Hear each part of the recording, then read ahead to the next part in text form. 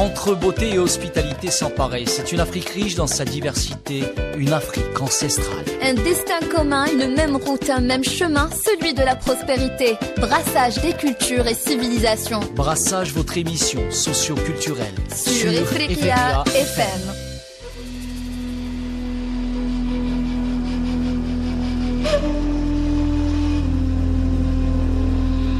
Chers auditeurs, bienvenue dans Brassage, votre rendez-vous incontournable sur les ondes d'Ifriqiya FM. Ici, on parle vrai, on parle franc et surtout, on parle Afrique. De Dakar à Nairobi, de Kinshasa à Yaoundé, de Tunis à Alger, chaque semaine nous mettons sur la table des sujets qui bousculent nos sociétés, nos cultures et nos identités. Des chroniqueurs passionnés, des points de vue croisés et des débats qui vous touchent au quotidien. C'est Rania Etrassi avec vous et aujourd'hui nous plongeons dans une thématique essentielle et actuelle. L'essor des technologies en Afrique et leur impact sur nos sociétés. Depuis quelques années, le développement fulgurant des outils numériques révolutionne nos modes de vie, en particulier dans des domaines comme l'éducation, la santé, l'agriculture et même dans la façon dont nous interagissons au quotidien. Mais quelles sont les véritables transformations à l'œuvre ? Quelles nouvelles opportunités se dessinent pour l'Afrique et quels défis devons-nous surmonter pour éviter que la fracture numérique ne s'accentue ? Nous allons aborder tout cela avec Varso Mifundo du Congo-Brazzaville. Bonjour Varso. Bonjour Rania, bonjour à tout le monde. Mohamedou Dia du Sénégal. Bonjour Mohamedou. Bonjour Rania, bonjour tout le monde. Et Alamine Mahamad du Cameroun. Bonjour Alamine. Bonjour Rania, bonjour à vous, chers auditeurs.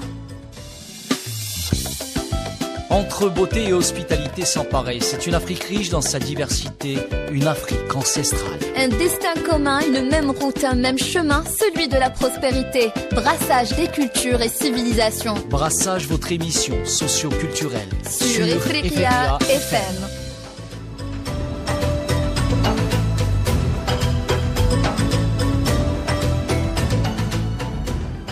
Alors Alamine, on commence. Je te propose d'ouvrir la discussion en nous donnant un aperçu de l'essor technologique en Afrique. On parle beaucoup de la pénétration des smartphones et de l'Internet, mais concrètement, à quel point les technologies numériques transforment-elles nos économies et nos sociétés ?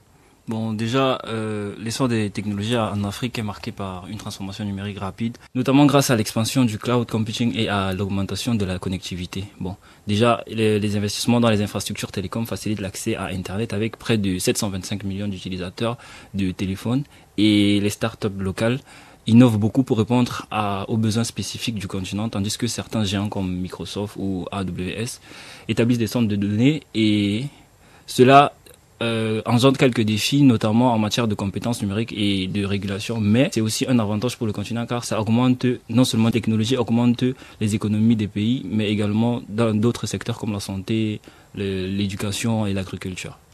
Merci Alamine.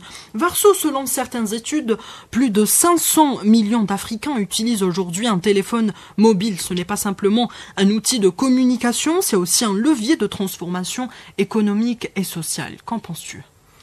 Bien entendu, la technologie numérique aujourd'hui affecte énormément le côté économique et social du continent. On peut parler justement de l'amélioration de la digitalisation et l'accès justement aux services de base dans des zones rurales grâce justement à des solutions comme télémédecine, donc ce qui permet à beaucoup de populations qui sont éloignées des centres-villes de pouvoir avoir accès justement grâce à la technologie. On peut parler également dans le sens économique, l'agriculture numérique aujourd'hui et l'enseignement justement à distance qui permettent à la population de pouvoir être à jour par rapport à la nouvelle technologie. En Éthiopie par exemple, des applications mobiles fournissent des informations aux agriculteurs sur les conditions climatiques et les techniques agricoles qui donnent justement les prix du marché en temps réel pour optimiser justement leur production. Je pense que ça a été peut-être sur ce que Varso vient de dire, je dirais, sur le plan économique, cette croissance accélère également et facilite l'accès à des plateformes comme M-Pesa ou Orange Money en Afrique centrale, M-Pesa c'est plus au Kenya. Ce sont des services de mobile banking qui servent à faire des transactions en ligne sans autant aller dans les banques. Des porte-monnaies électroniques. Oui, des porte-monnaies électroniques. Ça facilite ceux qui sont empêchés ou bien ceux qui n'ont pas la possibilité d'aller vers les banques pour ouvrir des comptes ou gérer leur argent. Et déjà, il faut le dire aussi, dans le continent, c'est pas tout le monde qui a accès à un compte bancaire. Justement. Il y a d'autres qui sont toujours un peu sceptiques d'aller mettre son argent déjà à la avec banque. Donc, plein de soucis, normalement, à travers les gens comme les gestionnaires de compte, à chaque fois que tu as un compte, tu dois passer par ton gestionnaire pour faire telle ou telle transaction. Exactement. Le mobile banking sert à faciliter les transactions. Exactement tout ça. Que ce soit sur le secteur agricole. Par exemple, tu as besoin d'un service d'engrais. Tu appelles quelqu'un qui donne ce service. Un fournisseur d'engrais ou je ne sais pas de plantes. Tu l'appelles, tu lui verses son argent, il vient te faire la livraison tranquillement. Le commerce électronique aussi, avec les plateformes numériques, offre des opportunités aux entrepreneurs. Parce que tu peux ouvrir ta start-up. Par exemple, je vais prendre un petit exemple. J'ai un ami au pays qui a ouvert il a une petite start-up de livraison de nourriture et de poulet, par exemple. Et avec ça, par exemple, le mobile banking va servir à quoi? Tu as besoin d'acheter un truc à manger, peut-être une pizza, je sais pas. Tu l'appelles. Lui, il est en contact avec plein de restaurants et plein de grands restaurants, quoi. Maintenant, tu commandes ta livraison et lui, il part chercher la nourriture, il te ramène et tu fais le paiement en ligne. L'autre, c'est des poulets. La même chose. Tu as besoin de poulet, par exemple, tu as un service traiteur qui a besoin de poulet, il l'appelle.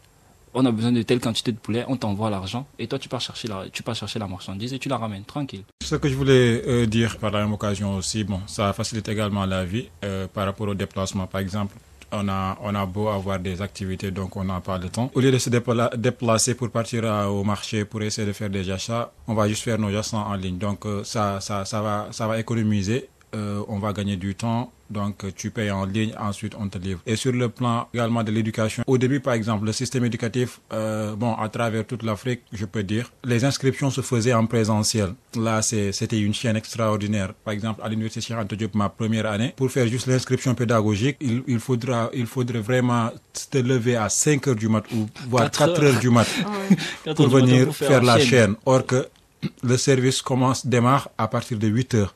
Donc imagine, tu te réveilles à 5 heures. 4 heures à l'avance quand même. Ouais. Tu vois.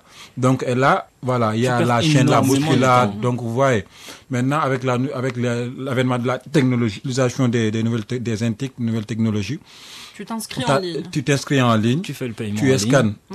Tu scannes tes documents, tu fais tout, tu envoies. Là, on te valide et c'est vraiment life-saving comme on a tendance à le dire. C'est comme ici en Algérie, c'est vraiment beaucoup plus facile que les années précédentes parce que avant, quand on pouvait faire l'inscription en ligne, mais on partait à la fac pour récupérer un mandat pour payer les frais de scolarité à la poste. Mais maintenant, avec la banque Barid Mob, CCP, tu fais tes inscriptions en ligne, tu fais le paiement en ligne. Tu télécharges ton certificat de scolarité dans l'application de ton téléphone. Même les demandes de bourse pour les étudiants et tout, donc hébergement, tout se fait en ligne. Tout se fait avec le téléphone. Tout à fait. Et justement, les usages des technologies se diversifient rapidement. Varso, de ton côté, tu observes beaucoup la manière dont les services publics sont digitalisés. Que peux-tu nous dire sur la manière dont cette digitalisation affecte les services de base dans des zones rurales ou éloignées? Je parlais tantôt de l'Éthiopie ici qui utilise l'application mobile pour faire le fournissement des informations aux agriculteurs. Et tout à l'heure, mes confrères ont parlé de ce qui est des ministères par exemple qui utilisent la technologie pour pouvoir permettre aux étudiants de s'inscrire. Et il faut souligner qu'aujourd'hui, il y a plusieurs ministères qui possèdent des sites et des applications pour pouvoir s'inscrire sur quoi que ce soit, peut-être des certificats ou une déclaration. Ça se fait justement. Donc, c'est grâce à ces technologies-là, on facilite l'accès à certaines informations, à certains documents. Je pourrais citer également un annexe du ministère qui permet justement de publier tous les résultats des examens nationaux. Oui. Donc, grâce à une application, au départ, c'était quoi? Il y avait des centres. Bien sûr, les centres existent toujours, mais au lieu de se déplacer, de quitter d'une ville à une autre pour venir voir ton si tu nom es voilà. affiché sur un Aujourd'hui, tableau. Exactement. Et il faut voir, on parlait de faire la queue ici, et c'est pareil. Et donc, et c'est même pire, parce que là, voilà, il y a une foule pas possible pour voir exactement. Deux fois, tu arrives le matin, la liste, elle est déchirée. Elle est déchirée parce que quelqu'un est énervé, il est venu, il y a quelqu'un qui est passé. il est déchiré. Aujourd'hui, ce n'est plus le cas. Tu es chez toi, que tu sois au nord de la ville, au sud. Tu télécharges l'application de la DEC. Tu entres ton numéro matricule de ton examen et tu as les résultats. Donc, si tu es admis ou pas, tu le sauras de chez toi. Chez nous, c'est encore plus simple avec juste un message. Tu prends ton téléphone, tu envoies juste ton matricule par message. Et il t'envoie ton résultat direct en moins de 10 minutes. En moins de 10 minutes, tu as ton résultat. Tu sais si tu es admis ou pas. Tu n'es pas obligé. Même ici, en Algérie, on a ça. Avec Mais un SMS. Oui, justement. Ouais, je pense que mais c'est un SMS. Ouais. Nous, par contre, malgré le fait qu'il y ait le message, tu envoies le message, le temps que le message arrive, parce qu'avant, il y a 5 à 6 ans, c'était pas très performant du coup. On attendait pratiquement 30 minutes pour avoir le résultat. Et dès que tu envoies le message de ton matricule, en attendant, tu te rends quand même dans ton stand d'examen pour voir. Le temps que tu arrives, peut-être ton message peut arriver avant que tu n'arrives sur place. Et quand tu arrives sur place, tu trouves que tu es admis, tu commences à crier, tout. Tu n'es pas obligé d'aller te bagarrer pour aller voir ton nom sur une liste. Passons maintenant à l'impact socio-culturel. Mohamedou, tu nous parlais souvent de l'influence des nouvelles technologies sur les jeunes. À ton avis, comment les technologies numériques modifient-elles les identités des jeunes africains aujourd'hui? Alors, ça leur permet, ça a quand même un impact positif. Ça leur permet vraiment d'avoir une ouverture par rapport au monde extérieur, par rapport à la culture étrangère. Comme ça, de s'imprégner de cette situation, des cultures, de la culture occidentale. Comme ça, la personne ne sera juste pas en rade et sans savoir qu'est-ce qui se passe à travers le monde. Donc ça, c'est un aspect positif. Et autre chose également, on a tendance à faire beaucoup de choses. On en a parlé, par exemple, avec le banking mobile et tout. Ce n'est pas juste simplement en Afrique ou dans nos communes ou dans nos zones. Tu peux, par exemple, rester ici et faire des commandes à l'extérieur. Par exemple, tu as besoin de quelque chose, tu achètes de la France, des États-Unis, du Canada, etc. Donc, de la Chine. Exactement, de la Chine. Donc tout ça, c'est des impacts qui sont vraiment positifs. Et nous avons vu, par exemple, comme Alamine l'a dit, des jeunes maintenant qui ont leur start-up et tout, ils ont besoin, de s'ouvrir au monde. Ils vont surtout à l'Occident, entre guillemets, qui est un peu peut-être beaucoup plus avancé par rapport à nous sur certains aspects. Donc c'est également là aussi c'est un aspect positif. Maintenant l'aspect négatif c'est que des fois on a beau vouloir s'ouvrir et s'imprégner de la situation de la culture étrangère, mais on risque également de passer à côté. De se déconnecter de certaines traditions. Oui, de certaines traditions. Oui, on court le risque vraiment de dire qu'on va essayer de faire en sorte de s'accaparer de la culture occidentale. Or que c'est pas bien. Tout ce que l'on voit peut-être par rapport aux autres, c'est juste le showbiz, comme on a tendance à le dire. Donc c'est à la personne vraiment de savoir que maintenant la technologie, surtout la jeunesse, c'est quelque chose qui a de très bonne portée. Il faut vraiment savoir comment utiliser ça, également comment y véhiculer et passer son temps aussi. Tout à fait. Alamine, en parlant de ces mutations culturelles, qu'en est-il de l'impact sur les valeurs familiales? Bon, avant de passer sur les valeurs familiales, j'aimerais un peu rebondir sur l'aspect dont Mohamed a parlé tout à l'heure. J'aimerais dire que l'ouverture au monde n'est pas tant... Bon, c'est vrai, il y a du positif et du négatif partout, mais le fait qu'on consomme plus de culture occidentale et tout peut pousser, nous les Africains, à valoriser notre culture. On ne peut pas être tout le temps en train de regarder des trucs que les gens font à l'extérieur.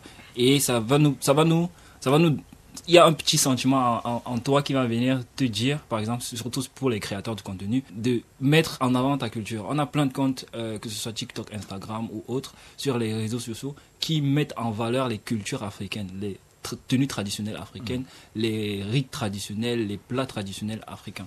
Donc j'aimerais dire que malgré, c'est même grâce à cette ouverture qu'on a aussi la possibilité, que ce soit musicalement, traditionnellement. Effectivement, donc ça c'est dans l'aspect positif. Ouais. Donc c'est pas tant négatif de consommer ça.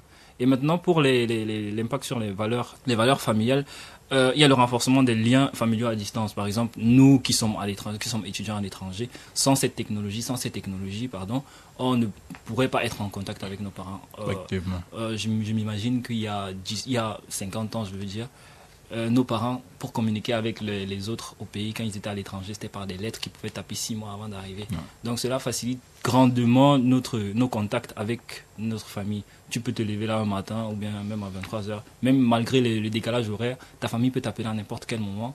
Il y a aussi la facilitation de la communication entre nous. Ceci, ça rentre toujours dans le cadre familial, mais également entre les amis dans d'autres villes, dans d'autres quartiers, grâce à la technologie. Pour les impacts négatifs, il y a l'érosion des interactions directes, parce que tout le temps on est toujours au téléphone, De temps en temps, j'aime rester dans mon coin, j'aime pas trop appeler les gens. Du coup, malgré la technologie, je suis un peu trop réticent à appeler les gens, tout le monde, pour discuter avec tout le monde. Donc ça peut créer une érosion de contact direct avec les gens. Donc on vit plus le quotidien, c'est comme si on est déconnecté du monde. Justement, on est plus, par exemple, quand on est à la cité ensemble, on est toujours en train de discuter, Mais si par exemple, comme actuellement, je change d'endroit, on sera plus tout le temps en train de discuter ensemble. On sera plus en train de communiquer au téléphone 1 fois par semaine, 2 fois par semaine ou 1 fois par mois. Donc ça va un peu détériorer la relation directe entre les gens. Il y a également le changement des dynamiques familiales, dans la mesure où les parents n'ont pas un contact direct avec leur enfant. Du coup, ils ne peuvent pas leur inculquer ce qu'ils veulent directement. Par exemple, si tu fais des conneries quelque part, tu peux pas faire des conneries à la maison, ça c'est sûr. Avec la présence de papa à la maison, tu peux pas faire des conneries. Pourtant, tu as la liberté à l'extérieur, tu as la liberté loin de toi, tu as tes téléphones, tu as tes jeux vidéo et tout. Papa peut t'appeler. Tu décroches pas, simple. Il n'y a pas de problème. Il ne saura jamais que tu n'étais pas à côté du téléphone. Ou bien c'est quand tu vas venir lui dire que je n'étais pas à côté du téléphone. Et il n'est obligé que de croire. Il n'a pas le choix. Les bêtises d'Alamine. Ouais, juste pour rebondir sur ce qu'il a dit par rapport à l'impact négatif, par rapport aux valeurs familiales et tout.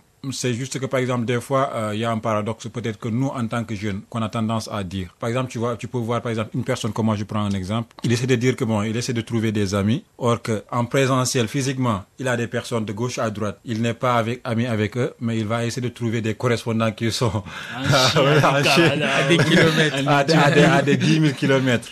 Donc c'est il te dit que moi j'essaie de m'ouvrir au monde, or que tu ne t'ouvres pas aux autres personnes. Ouais. C'est comme si de mener une vie, c'est se mentir en soi-même en quelque sorte. Donc ça c'est vraiment un impact négatif. Voilà, comme il l'a dit. Tout simplement les technologies numériques ont un double impact, comme l'a souligné mes confrères, du côté négatif tout comme le côté positif. D'ailleurs, j'ai juste l'anecdote, je ne sais pas si vous connaissez Patson, l'humoriste.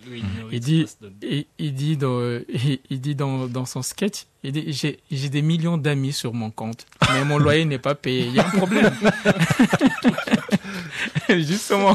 C'est paradoxal. Justement, les technologies offrent donc des opportunités, mais aussi des défis considérables. Varso, quels sont les principaux obstacles à l'adoption massive des technologies en Afrique? Vous savez, plusieurs obstacles limitent l'adoption massive des technologies dans notre continent. Et en premier lieu, l'accès à l'infrastructure. Beaucoup de zones rurales manquent encore d'accès. On peut parler de l'électricité, à l'Internet, donc ce qui freine justement l'accès à des technologies numériques aujourd'hui. Il y a aussi le coût élevé des appareils qui n'est pas accessible à tout le monde. Le coût des smartphones, des ordinateurs et de la connexion reste prohibitif pour une grande partie de la population africaine. Et je parlerai aussi de l'alphabétisation numérique. Bon, je disais dans notre numéro précédent que nous devons massivement éduquer les enfants en termes de numérique. Et ça, peut-être dès le collège, on peut déjà commencer. Donc, ce qui freine justement, ce qui fait l'un des obstacles vraiment à franchir pour pouvoir pallier ce problème. Merci Varso. Qu'en penses-tu, Mohamedou? Ouais, je partage. Je suis en phase avec lui sur ce qu'il a dit. Par exemple, l'alphabétisation numérique et tout. C'est pas tout le monde qui a la capacité de bien décoder une chose ou de bien savoir comment fonctionne un système ou comment fonctionne ceci. Par exemple, je vais donner juste avant-hier, par exemple, je faisais un cours et sur ce module, il y a un logiciel que nous devons utiliser. Nous sommes des étudiants en Master 2 et même le logiciel, il va falloir qu'on regarde le tutoriel pour savoir utiliser ça. Donc ça, c'est les études supérieures. Maintenant, pour une personne qui n'a pas ce niveau, et si par exemple, il est confronté à cette situation et qu'il n'est pas préparé sur ça, ça va lui poser des soucis. Donc quand on essaie de numériser certaines choses ou quand on essaie vraiment d'essayer d'intégrer la technologie au niveau de notre quotidien, il va falloir vraiment former les gens. Et autre chose également, un autre exemple, c'est par exemple à l'avènement de la pandémie Covid-19. Les universités du Sénégal étaient fermées à partir datant du 1er mars 2020, oui. Du coup, nous sommes tous rentrés. Tous les étudiants étaient rentrés. Chacun était rentré chez lui. Et maintenant, 2 mois plus tard, l'État avait décidé de faire des cours en ligne. Et malheureusement, comme Varso a souligné, il y a beaucoup de personnes n'avaient pas la capacité de s'octroyer un smartphone. Même s'ils avaient des smartphones qui pouvaient vraiment avoir une bonne connexion, nous avons également besoin des puces, l'accès à la connexion. Et l'Internet, elle coûte cher. Par exemple, pour juste 4 gigas, par exemple, ça ne va même pas te faire 2 semaines. Et donc, ça va consommer beaucoup. Donc, ça, c'est un obstacle. Comme il l'a dit, pour essayer de pallier certaines choses, il va falloir vraiment faire le pour et le contre. On va faire la technologie, on va mettre en place une technologie pour essayer vraiment de numériser toutes choses. Mais, par la même occasion également, il va falloir faire en sorte qu'on négocie les termes. Peut-être que les opérateurs et l'État essaient de voir comment faire pour que la société essaie vraiment de trouver la connexion, par exemple, à un coût moins élevé. Pour faciliter l'accès. Mais si l'accès n'est pas facile, donc c'est comme si on essaie de mettre une chose en phase. En même temps également, on essaie de se ralentir sur un autre domaine également. Merci beaucoup, Mohamedou. Alamine, malgré ces défis, il y a aussi des opportunités. Est-ce que tu peux nous parler de certaines innovations technologiques spécifiques qui montrent que l'Afrique est non seulement consommatrice, mais aussi productrice de technologie? Bien sûr. Bon, si je cite à la volée, je pourrais dire par exemple M-Pesa, Zipline, Andela et Flutterwave, Flam Drive, Orange Money, mais ça c'est juste à la volée. M-Pesa par exemple, c'est une plateforme de services financiers mobiles lancée par Safaricom au Kenya en 2007. Et c'est une innovation qui a révolutionné l'accès aux services financiers en permettant aux utilisateurs d'effectuer des paiements, des transferts d'argent, accéder à des services financiers sans compte bancaire traditionnel. M-Pesa a révolutionné le mobile bancaire. Pratiquement la même chose qu'Orange Money. On a Zipline au Rwanda. Le Rwanda est l'un des premiers pays à utiliser les drones pour servir pour les services publics. Les entreprises de Zipline, Zipline c'est une entreprise de drones basée aux États-Unis et elle est en étroite collaboration avec le Rwanda pour lancer un service de livraison de produits médicaux. Tout à l'heure, Varso a parlé de télémédecine. Par exemple, les gens qui sont dans les zones rurales, s'ils ont besoin de médicaments et de services médicaux, par exemple, médicaments, pansements, ils ont l'application, ils téléchargent, ils font la commande et le drone se décolle pour aller livrer la marchandise en un temps record. Que de faire tout un voyage de pratiquement 3-4 heures pour aller chercher des médicaments. Le drone est là pour se déplacer, pour t'amener tes médicaments.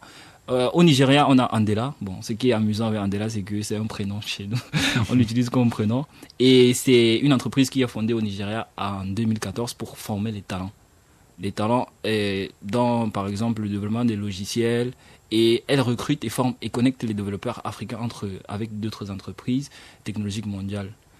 Il y a également Flutterwave au Nigeria. On en a parlé, je pense, dans l'émission Africa Tech. C'est une start-up de finance tech. C'est également un peu comme le M-Pesa, mais légèrement plus du côté de simplifier les paiements pour les petites et moyennes entreprises. Donc, c'est plus pour le secteur informel. On a Farm Drive au Kenya. Ça, c'est le financement agricole. Varso en a parlé ça pallie pratiquement à tout ce dont Varso parlait du côté agriculture. On a également Kuji, qui a une assistance chatbot pour les services financiers. Donc, il te permet de discuter avec une intelligence artificielle pour évaluer les coûts, les risques et tout ce que tu peux gagner dans ton service que tu veux donner. Merci Alamine. Varso, tu voudrais Eh bien, justement, en termes d'innovation technologique, vous savez, l'Afrique est en train de devenir une productrice de technologies innovantes avec des startups locales. Alamine, on a cité des dizaines qui, justement, développent des solutions adaptées aux besoins du continent. Je rajouterais par exemple, en Afrique du Sud, l'application Health Tech, Vula Mobile, qui permet aux travailleurs de la santé dans des zones rurales de se connecter avec des spécialistes pour consultation à distance, justement améliorer ainsi l'accès aux soins de santé. Merci Varso. Mohamedou.